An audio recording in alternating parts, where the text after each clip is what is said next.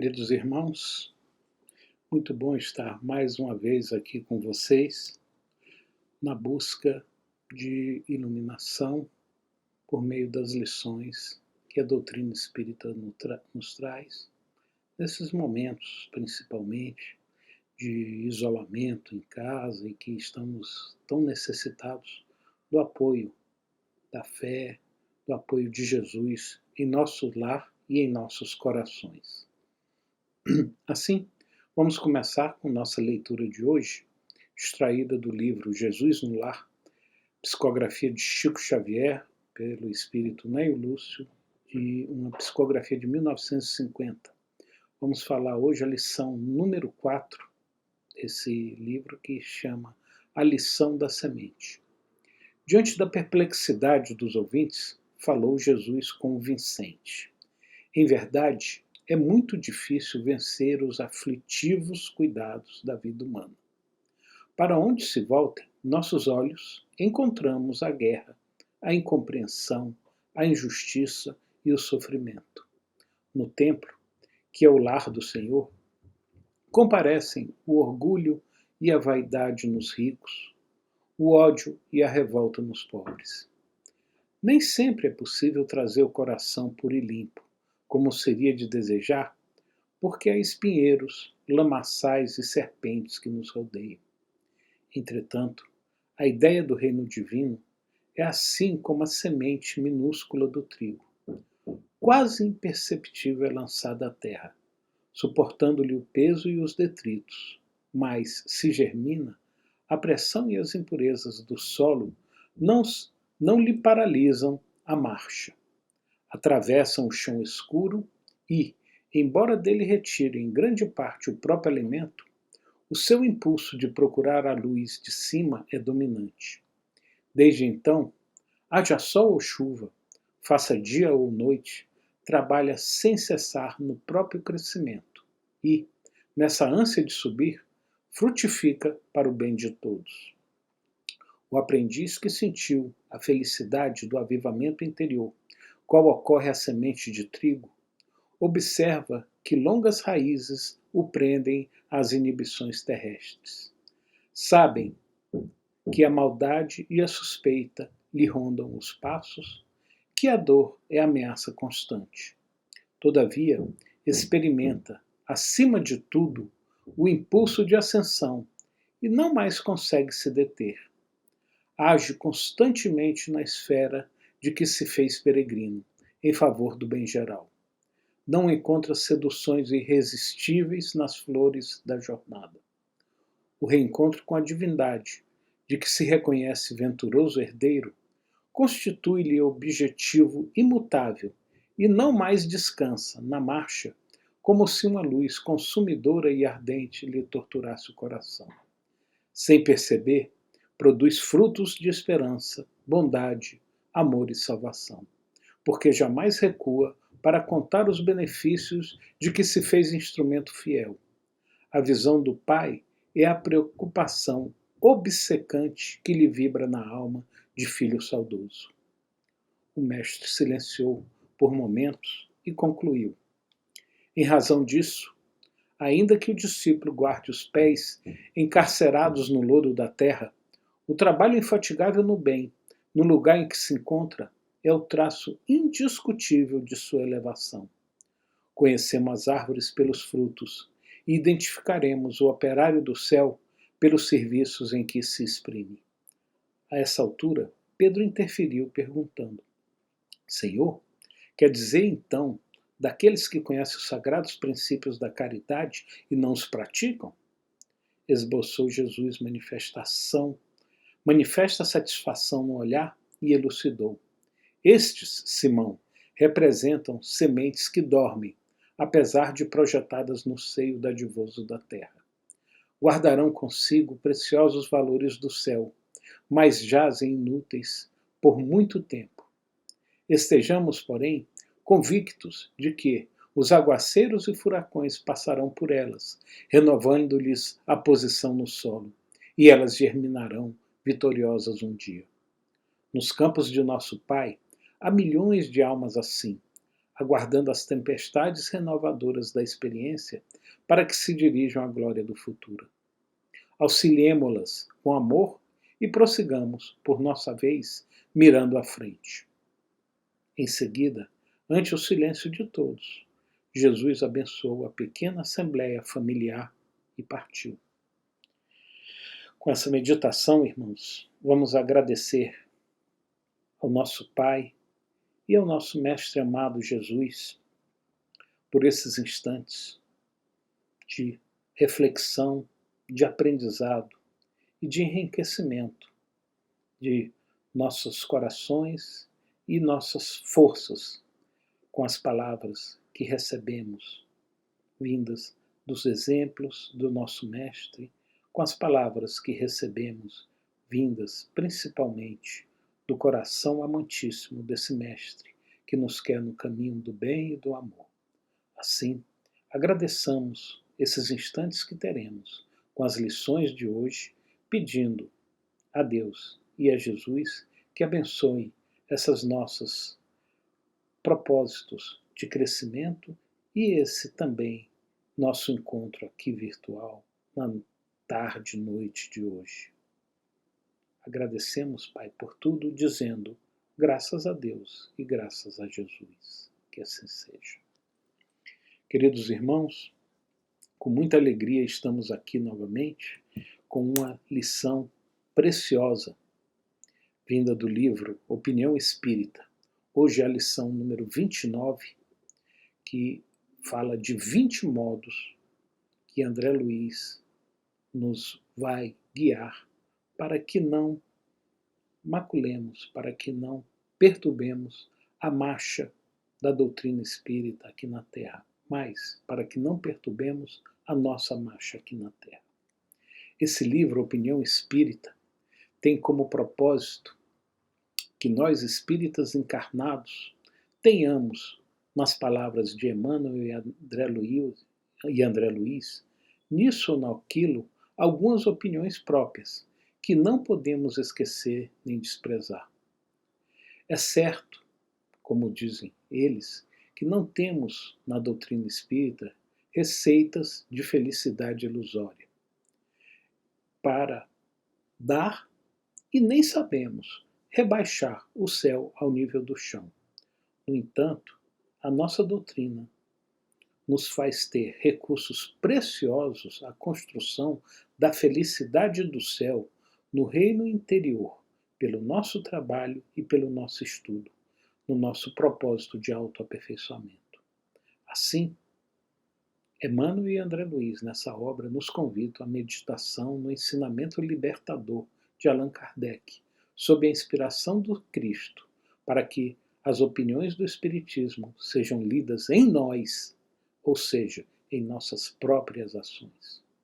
E é com esse convite que vamos à lição de hoje, onde André Luiz, inspirado no capítulo 6 do Evangelho segundo o Espiritismo, cujo tema é o Cristo Consolador, nos leva a uma reflexão sobre nossas atitudes perante a doutrina espírita. Mais do que isso, ele nos oferece um espelho para olharmos nossas atitudes perante nós mesmos e perante nossa vida, tendo como base um convite muito conciso e objetivo que nos faz o Espírito de verdade. Esse capítulo, capítulo 6 do Evangelho segundo o Espiritismo, se inicia com Jesus chamando a todos nós e dizendo: tomai sobre vós meu jugo, e aprendei comigo, que sou brando e humilde de coração, e achareis repouso para vossas almas, pois é suave o meu jugo e leve o meu fardo. Convite profundo e sábio. Na sequência, o Evangelho segundo o Espiritismo nos mostra, pelas mãos de Kardec, que o Espiritismo realiza o que Jesus disse do Consolador prometido: conhecimento das coisas, fazendo que o homem saiba de onde vem, para onde vai e por que está na terra. Atrai para os verdadeiros princípios da lei de Deus e consola pela fé e esperança. E mais, O Espiritismo vem, na época predita, cumprir a promessa do Cristo. E quem preside ao seu advento é o Espírito de Verdade, inspiração maior de André Luiz nessa lição de hoje. Assim, André Luiz percorre os modos com que nós espíritas muitas vezes perturbamos a marcha do Espiritismo. E por que não dizer perturbamos a nossa marcha? Porque nós estamos juntos com a doutrina espírita procurando uma marcha de evolução, de progresso, de aprendizado no bem e no amor. E diz André Luiz, primeiro modo, esquecer a reforma íntima. Vocês sabem como é que se conhece o espírita? Como nos ensina o Evangelho e como nos ensina o livro dos Espíritos? É aquela pessoa que se esforça na sua reforma íntima. Pois bem, como vamos nos dizer espíritas se nós esquecemos a nossa reforma íntima? Por isso que toda vez que nós, espíritas, esquecemos a nossa reforma íntima, estamos, de uma forma ou de outra, perturbando a marcha do Espiritismo como um todo, perturbando aqueles que nos rodeiam no trabalho enriquecedor que a doutrina nos propicia. Outro ponto, desprezar os deveres profissionais.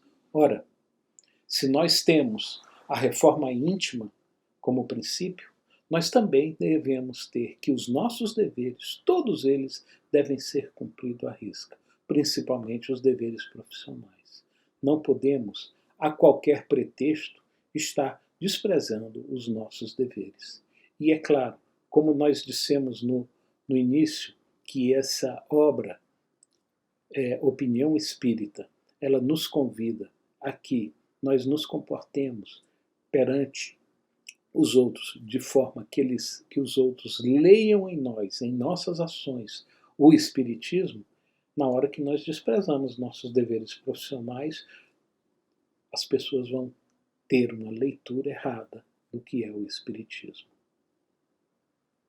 Terceiro modo de perturbarmos o Espiritismo, segundo André Luiz, a marcha do Espiritismo: ausentar-se das obras de caridade. Queridos irmãos e irmãs, as obras de caridade que nós somos convidados são aquelas obras que carregam as nossas baterias. São aquelas obras que renovam nossas energias. São aqueles momentos sublimes em que nós entregamos um pouco do nosso tempo, um pouco das nossas energias para muito que nossos irmãos precisam. E como nós somos carregados em energias, como nós recebemos muito mais do que doamos. Por isso, lembremos-nos sempre, não deixemos de fazer as nossas práticas nas obras de caridade. Negar seu estudo. Se as obras de caridade nos energizam os corações, nos dão novas energias, o estudo abre nossa mente. Temos que, o tempo todo, também estar estudando. Então, vejam só o conjunto da obra. Temos que trabalhar, temos que prover a nós mesmos e aos nossos que nos rodeiam o pão da terra com as nossas profissões, com os nossos deveres da terra. Temos que prover os deveres do coração com as obras de caridade. E temos que prover as nossas mentes com o estudo. Por isso, juntando esse conjunto, não podemos faltar aos nossos compromissos sem um justo motivo. Isso se reflete na disciplina que temos que ter. Temos que andar o tempo todo na regra e no dever cumprido, ou seja, disciplina. E faltar compromissos sem um motivo justo é estar desviando dos nossos caminhos que procuramos seguir para aprender. Outro problema seríssimo: rogar privilégios. Lembrem-se, irmãs e irmãos, que os últimos serão os primeiros. aquele que se humilha será exaltado. Então, não tem por que nós estarmos procurando privilégios para nós. Temos que ser abnegados, pensar nos outros, pensar principalmente nos outros mais próximos da gente. A abnegação dentro da família, o nosso cadinho maior de crescimento. Num momento como esse que vivemos, de tantos desafios nessa pandemia, mais ainda, temos que pensar nos nossos familiares. Por que vamos disputar privilégios? Temos que estar junto com eles crescendo. Nessa escala, diz-nos André Luiz também, que não devemos escapar deliberadamente dos sofredores, para não prestar-lhes pequeninos serviços. Coisa muito comum que a gente faz, né? Dá aquela desviadinha. Ih, aquele cara é problemático. Aí a gente, vira de lado. Muda o rumo. Não, amigos, queridos irmãos, irmãs, companheiros de jornada. Essas pessoas que sofrem são também nossos companheiros de jornada. Vamos caminhar junto com eles. Nós não temos que carregar, cada um carrega o seu fardo. Mas uma palavra, um olhar, nós podemos dar tanto para eles com tão pouco, na nossa presença, no não desviar deles. Então, não vamos escapar deles. Vamos tentar. Difícil? Mas vamos tentar. Tendo a oportunidade sendo nos dada pelo acaso, pelas circunstâncias da vida, por que não aproveitá-la? Outra coisa importante é se dizer espíritas simplesmente por causa da fachada social. Hoje em dia é bonito se dizer espírita, sem realmente o ser, sem estar na busca dos princípios anteriores, da reforma íntima, com disciplina. Puxa vida, não é para isso que nós estamos na doutrina. Estamos na doutrina para aprendermos a não buscar privilégios, para aprendermos a sermos humildes, para aprendermos a compartilhar com os outros. E mais ainda, nessa escalada, é usar a doutrina em matéria política, especular com a doutrina. Então, nem se fala. Não é com a doutrina espírita que alavancamos nenhuma carreira para nós, muito menos a política. Outra coisa, nosso primeiro compromisso é com a família.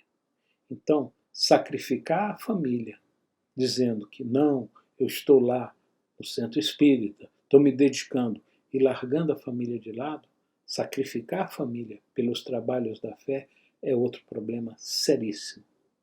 Por fim, querer, como a gente diz, abraçar o mundo com as pernas, assambarcar muitas obrigações, recusando distribuir tarefa com os demais companheiros que estão junto de nós na jornada.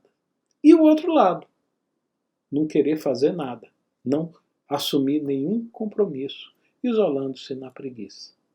Não é a atitude de quem está procurando seguir na sua reforma íntima. Tudo isso vai, de alguma forma, prejudicar a marcha da doutrina espírita e, muito mais, a nossa marcha rumo ao nosso progresso.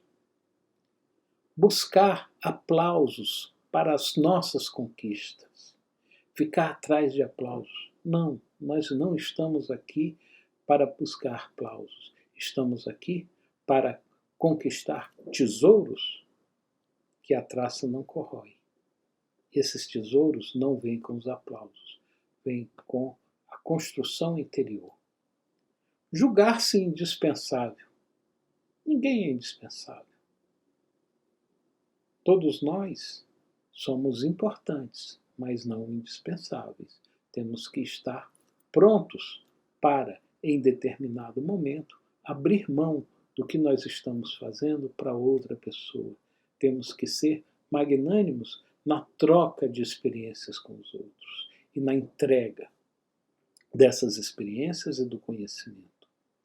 Fugir ao exame imparcial e sereno das questões que concernem a clareza do Espiritismo, acima dos interesses e das pessoas.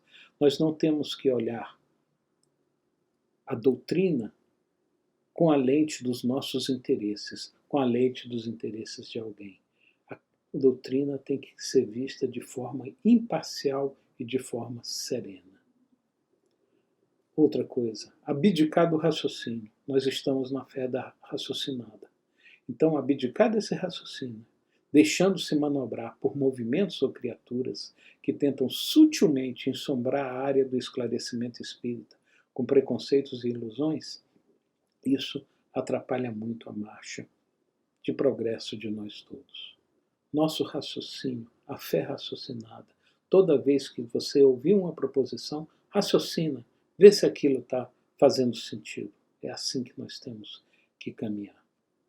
E mais, por fim, ferir os outros com palavras agressivas ou deixar de auxiliá-los com palavras equilibradas no momento preciso. Nem agredir, nem ficar calado quando a pessoa está necessitando de uma palavra equilibrada, uma palavra na hora certa, nunca com agressividade, nunca com repreensão. E olha, tudo isso vem embasado em que nós não podemos guardar melindres, nós não podemos olvidar o encargo natural de cooperar respeitosamente com os dirigentes das instituições doutrinárias. E é claro, não vamos ficar lisonjeando os médios e tarefeiros da causa espírita. Temos que respeitá-los como respeitamos todos os seres humanos. E por fim, não podemos largar aos outros as responsabilidades que nos competem. Assim, nós recebemos nessa trajetória um ensinamento e um convite muito grande do Espírito de Verdade. No item 8 do capítulo 6 do Evangelho Espiritismo, que deu inspiração a André Luiz para essa lição, dizendo-nos: Deus consola os humildes e dá força aos aflitos que a imploram. Seu poder cobre toda a terra e por toda a parte, ao lado de cada lágrima, ele coloca um alívio que consola. O devotamento e a abnegação são uma prece contínua e contêm um ensinamento profundo. A sabedoria humana reside nessas duas palavras. Tomai por lema estas duas palavras, devotamento e abnegação, e sereis fortes, pois elas resumem todos os deveres que a caridade e a humildade vos impõem. Devotamento e abnegação. Com essas duas palavras, agindo nessas duas palavras, nós teremos o sentimento do dever cumprido, que nos dará a tranquilidade de espírito e a resignação. Com essa tranquilidade de espírito e resignação, o nosso coração se tranquiliza, a alma se acalma e não há mais desânimo, porque o corpo é menos atingido pelos golpes recebidos, quanto mais fortalecido se sente o espírito. Com essas palavras, finalizando, do Espírito de Verdade, nós agradecemos a Deus e a Jesus a oportunidade que tivemos e pedimos as bênçãos para que continuemos no rumo do amor e da luz, buscando o nosso progresso e os nossos aprendizados todos os dias. Que continuemos todos em paz e em luz. Que assim seja. Graças a Deus.